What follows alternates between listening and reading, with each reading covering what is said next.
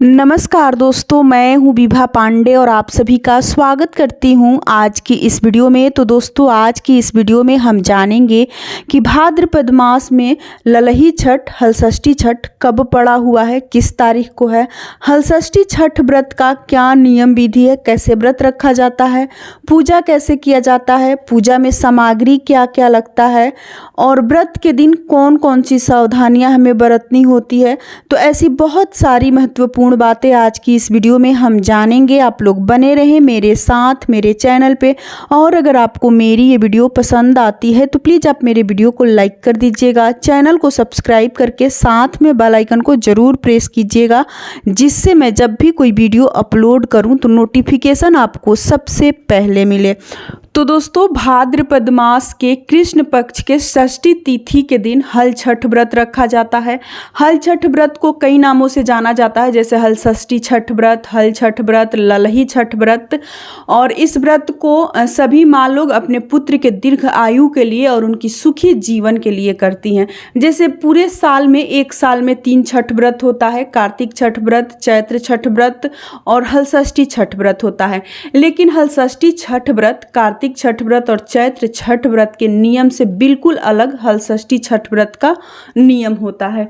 इसका क्या नियम विधि है, तो इसमें भी नहाए खाए है। व्रत से एक दिन पहले नहाए खाए किया जाता है। तो चलिए जान लेते हैं कि इस साल सन 2023 में हलषष्ठी छठ कब पड़ा हुआ है। तो इस साल हलषष्ठी छठ 5 सितंबर दिन मंगलवार को पड़ा हुआ है।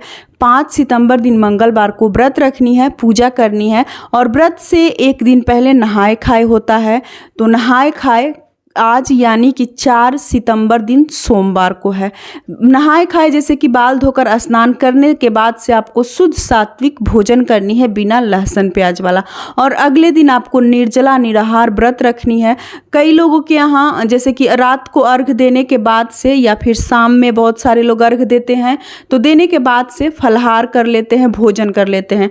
लेकिन कई लोगों के यहाँ बिल्कुल 24 घंटे निर्जला निराहार रहा जाता है। हमारे यहाँ साल में 3 छठ व्रत होता है, एक कार्तिक के महीने में, दूसरा चैत्र के महीने में और तीसरा भाद्रपद मास में, जो कि ललही छठ हलषष्ठी छठ के नाम से जाना जाता है।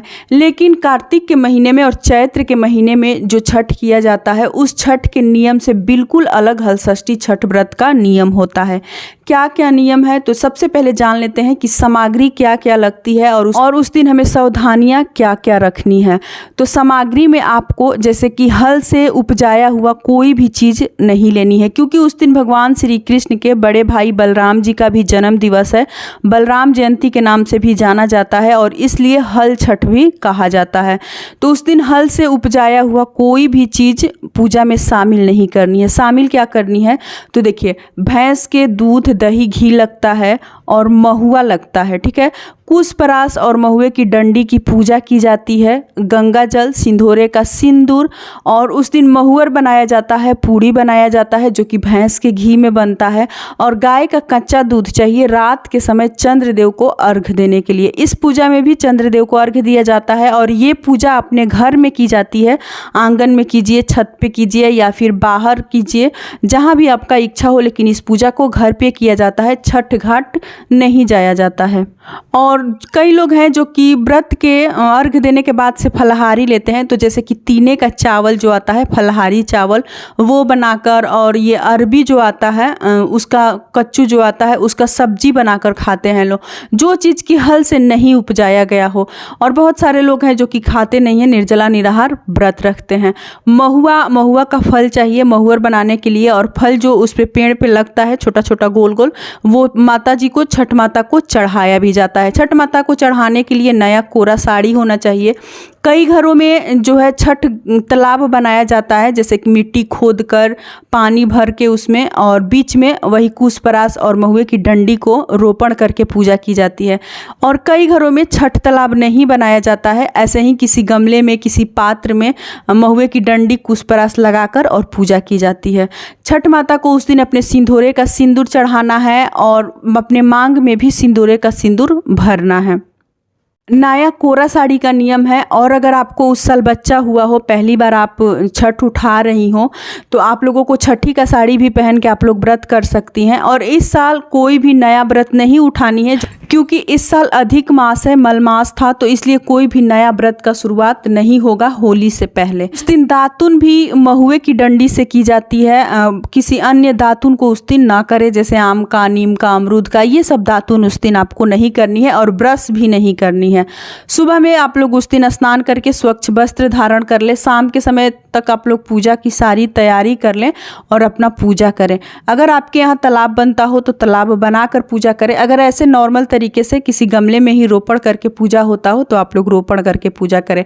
और मैं एक बात कहना चाहूँगी कि कोई भी व्रत, कोई भी पूजा पाठ अपने घर के नियमानुसार करना चाहिए। जैसे आपके पूर्वज किए हो, बड़े करते हो, उसी प्रकार से आपको करनी चाहिए। तो कोई भी व्रत अगर आपको पता ना हो, घर का नियम मालूम ना हो, तो अपने बड़ों से एक बार ज़रूर पूछ लें और उसके बाद से ही उसी नियमानुसार करें तो ज़्यादा अच्छा होता है।